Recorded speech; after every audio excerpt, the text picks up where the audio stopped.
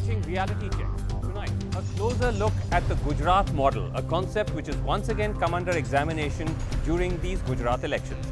Remember, it was partly on the hype over the Gujarat model, the suggestion that Gujarat was a miracle state that Narendra Modi rode to power in 2014. He would repeatedly stress Gujarat's successes on a number of parameters and promise that he will replicate that across the rest of India if made Prime Minister. आपकी सरकार का report कहता है कि पूरे हिंदुस्तान में अगर development friendly environment कहीं है तो गुजरात में है।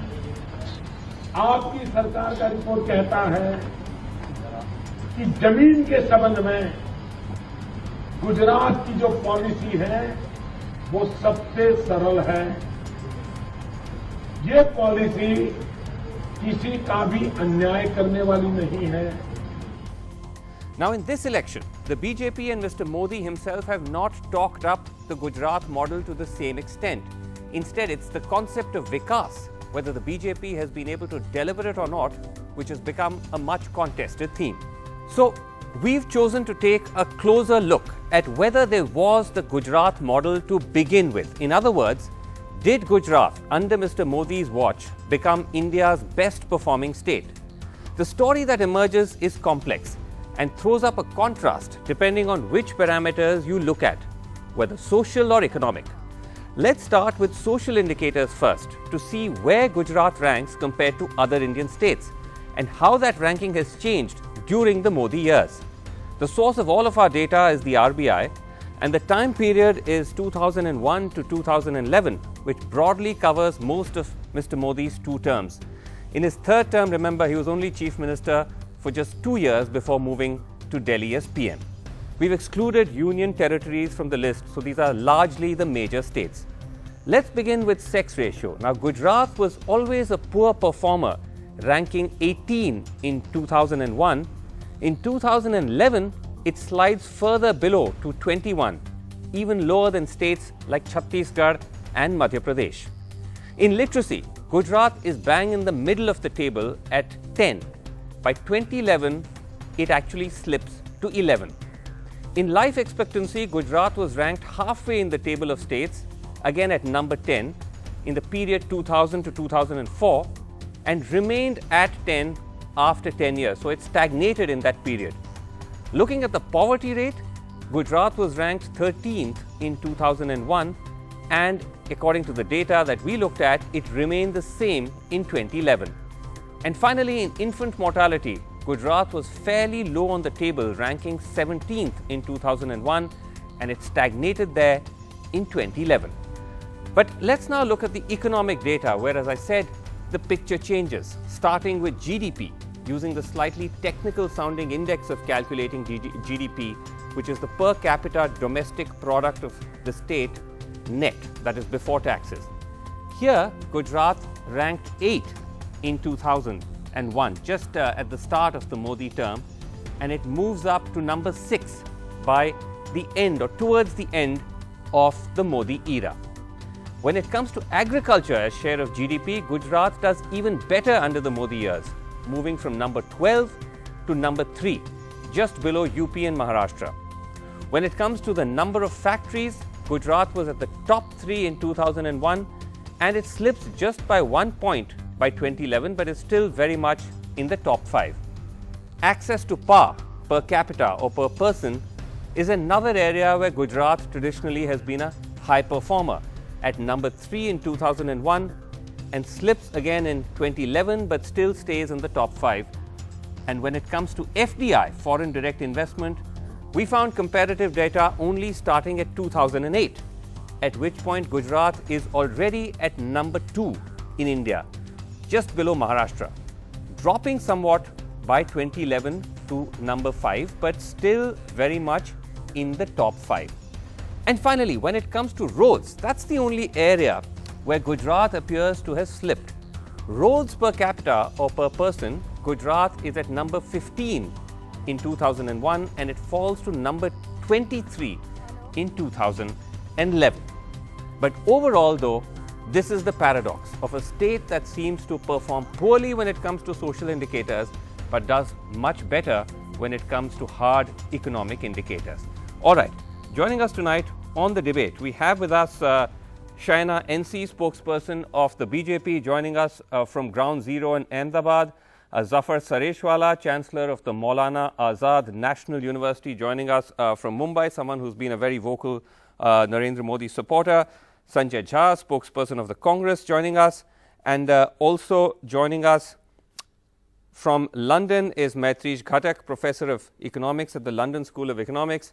We'll also be joined shortly by Dr. Indra Hirve, Director and Professor of Economics at the Center for Development Alternatives in Ahmedabad. But let me start with Professor Ghatak first, because Professor Ghatak, you have written extensively on this paradox of the Gujarat model in the past as well, and you've just written a recent piece where you say that an analysis of the data shows that the Gujarat model is a bubble waiting to burst. Do you broadly come to the same conclusions as our data suggests, that there seems to be behind the high performance when it comes to areas like GDP and power and so on, there is a darker side to Gujarat when it comes to social indicators, which often doesn't get spoken about enough?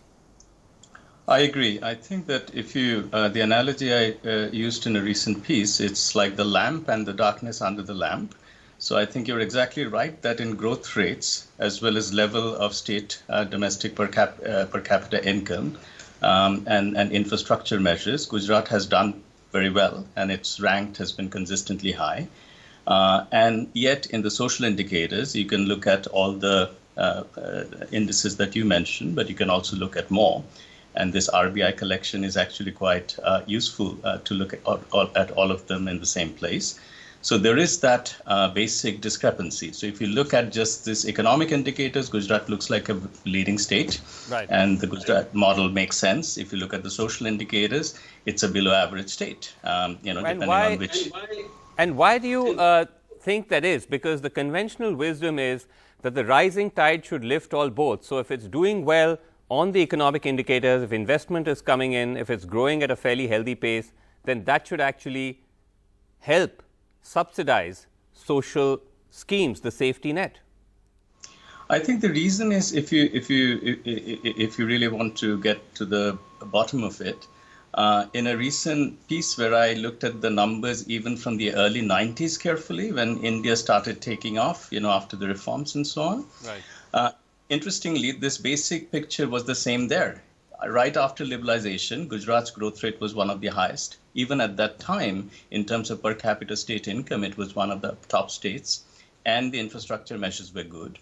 So I think therefore, it's not only the fact that at this point we have a snapshot of this discrepancy, right. We also have the problem that almost after 25 years of this growth process, which clearly happened, it hasn't trickled down, it hasn't percolated down to the average citizen. Okay. And there are many reasons for it. I mean, inequality of opportunity would basically mean you can have a top-down model where the top grows and the bottom doesn't grow. So that's not a particular surprise if you really think from an economic point. Right. And lastly, I want to ask you that there are two readings from the analysis of our data, that not only are there areas where Gujarat has performed poorly, but overall, if you look at all parameters, barring areas like agriculture where there is a significant jump, there's not been a substantive change during this so-called period of Modinomics. It's remained largely flat. I agree. I think that's the point which I think, it needs to be sort of statistically a bit tricky to establish, but I have written a number of papers to look at this issue because it became such a important received wisdom. If you really take away Gujarat's growth rate and take out the India growth rate out of it, and if you compare before and after Modi, there's no difference. So in other words, Gujarat was a faster growing state within India. So there was a gap between Gujarat's growth rate and India's growth rate. Right. So there is Gujarat model from that point of view. But that didn't change whether you take the cutoff point to be 2000, 2001, 2002. Okay. All right. Okay. Maitrish Ghatak, we're going to let you go because I believe you have other commitments. But let me take that to Shaina NC first. And Shaina, because you're in Ahmedabad, where all of this is not just numbers in the air. These are all political factors that are being debated. How would you respond to this? Because this is not now, these are not empty allegations. This is all hard RBI data, which is telling you that number one, Gujarat is clearly not by any parameter one of the best performing states in India. In social indicators, it's actually fairly poor. And even on the indicators where it does well, there's been no significant shift during the Modi years. By what angle? I mean, if you speak to the people in Gujarat, they will tell you the kind of development they have seen in 22 years is so phenomenal. And now please allow me just 1 minute to highlight whether Gujarat as a manufacturing hub or whether you take the industrial output, whether you talk about port connectivity or if you talk about the production of basic products like peanuts, cotton, masalas being number one in the world. Right. Whether you take a question of the farmers, this is the only state where you have no electricity duty. You have no village which does not have light within the state, and the way the government has been working, whether it is Ujjwala scheme, where you have gas connectivity for the poorest of poor, or the public distribution system which has been appreciated by the World Bank, the fact that you have a Soch Mukt Pradesh. Please let me finish. I know that NDTV would want to view the negatives. Please let me highlight the positives. And don't make this about NDTV reality. now. If you have a toilet, you have a... No, 1 minute, because you have only highlighted what you chose to. I have papers and papers here, Vikram, where I can contradict every statistic of yours. Okay, and I don't want to get into that. But I am only talking about schemes. Whether you see... 1 minute, sorry, Srinivas, sorry. That's okay, My Shaina. Apologies. Shaina, I just want to say to But the fact that you have no electricity on or duty on farmers, look at what has happened for the Adivasis. The people, Adivasi tribal women in rural Gujarat, and I have traversed the state, so I know people who were earning 8,000 are earning 16,000. You look at people who were earning 15,000 in jobs Shaina, as self-entrepreneurs, which doesn't go under the corpus of employment. Shaina, I think 25,000 rupees. Okay, I think in all fairness, you've had your chance, you've had your say. We're not here sitting and listing all the achievements of the Gujarat government. We're simply looking at the claim made that Gujarat was some kind of miracle state under Narendra Modi, the Gujarat model. But as we've just shown, based on RBI data, this is not NDTV data, this is not something we pulled off the internet, this is all government data. It's not. When it comes to social indicators, it's amongst the poorer states. It is ranking at 18 in 2001 when it comes to sex ratio, drops to 21 in 2011. In literacy, it's at number 10. It slips another point 10 years later. Infant mortality, it's at number 17 in 2001. In 2011, again, it has slipped. So there are problems. It's not just a simple picture of a state that has progressively done well. Yes, it does well on economic indicators, but on social indicators, what they have done to combat this is RBI mortality? data. So, do you know what they have done to combat infant mortality? Well, whatever they've done, it's clearly not enough because the state has actually slipped in rankings. Do you know what they have done to combat infant mortality? Shaina, that's not the point. The point is that it has slipped in its rankings. If you have an argument, you must listen to what the state government's doing to combat the situation. I'm not here. Whether I'm not here to rate. I'm not here. Only state where there is a quick helpline and to ensure that this mortality rate that you are talking about I'm not disputing that efforts aren't being made. Look at the kind of perks for pregnant mothers. Okay, let me go to Sanjay Jha. I don't think you want to know whether it's the Ma Amrut Yojana or whether it's the Vatsalya Yojana. These are all specific to only the state of Gujarat. All right. Okay, Sanjay Jha, you wanted to come in. Go ahead. Vasu, let me tell you, the Gujarat model was always but nothing but a fabricated fantasy, if I can use that term. An Alice in Wonderland situation.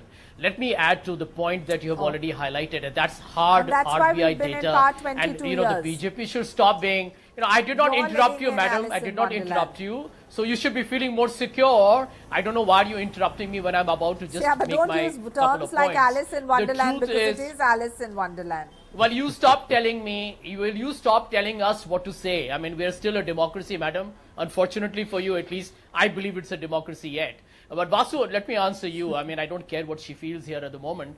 But the truth is, add to the numbers that you have the number of malnourished children at around 39%, stunted children at around 39%, graduate engineers, 80% of them are unemployed.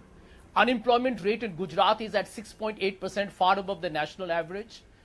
I don't think this data can be contradicted. And the truth is, and this is the reality, that Mr. Modi believes that people live in an economy, but people before that live in a society. And I think that's the point that Professor Ghatak was making. How can you ignore the social indicators? If the growth hasn't resulted in redistributive justice, if growth hasn't reduced poverty and inequality, it's actually nothing but a massive fraud perpetrated on the people of Gujarat. Now the chickens are coming home to roost. And why is the BJP appearing so anxious about it? Okay, Sanjay Jha, but the point though is, and let me go to Safar Sareshwala, the paradox here is, there's a multiple paradox. The paradox here is that despite these numbers, Gujarat continues to vote the same government to power again and again, and if the polls are to be believed, it may do that once more. Zafar Sareshwala, what is interesting here is if you look at the rankings of states across different parameters, states like Tamil Nadu and Maharashtra and even Karnataka keep coming on top, whether you talk economic indicators or whether you talk social indicators. But yet you don't hear of the Tamil Nadu model. You don't hear of the Maharashtra model. You don't hear of the Karnataka model in the same way as you do the Gujarat model. So, is Gujarat model more a case of just better branding and better marketing compared to the other states? No, Srinivasan, just give me 2 minutes. You know, you have to take it into perspective. You know, the Gujarat which we have grown, I mean myself, we have grown in a Gujarat which was riot prone. I mean, all my 12 years of schooling, twice we had mass promotion. We had seen 200 days of continuous curfew. Yes. So when Mr. Modi came, you know, I'll tell you one example. Ahmedabad city, the property price, it's an indicator. Ahmedabad, if you had bought a property in 1985, yes, after 20 years, the price was same. Ahmedabad, for example, was a dead city. It was a dead city. So, Mr. Modi, you have to take it in perspective. I mean, I'm not here a BJP guy, or I'm not interested whether BJP wins or Congress wins. But when Mr. Modi came, there were no Gujarat riots, is it, in 2002? When Mr. Modi came, but Zafar bhai, there were riots just let me complete. After Narendra Modi became chief minister. Only one riot happened when Gujarat riots happened in 2002. In 2002. Only one riot. But when you say only one riot, Zafar bhai, it was after a terrible riot. 2002, yes. It's a state-sponsored riot, No. for heaven's sake. But I am a victim. Srinivasan, my family was the Only biggest one victim riot. of that riot. Unbelievable. Now you listen to me, let me complete. Please let me complete. I take Gujarat before 2002 and after 2002. Okay. After 2002. Now, after 2002 till 17 years now, 15 years, there has not been a single day of curfew. Okay. There is not a single day of rioting. Oh, okay. There have been. Take there have been. power, for example. When Mr. Modi came, completely wrong. Gujarat Electricity Board was losing 2,500 crore. Gujarat was power deficient state. Okay. Today Gujarat is power surplus state. All right. Now, economic development, which Srinivasan ultimately takes to the social causes. No, you but need continuous economic development at least for 2.5 decades. That has only. But Zafar bhai, Basu, can I contradict? But Zafar bhai. Okay, you made your point, Zafar bhai. For example, education. Zafar bhai, you made your point. You made your point. Now, no. I must allow others also to speak. You made your point.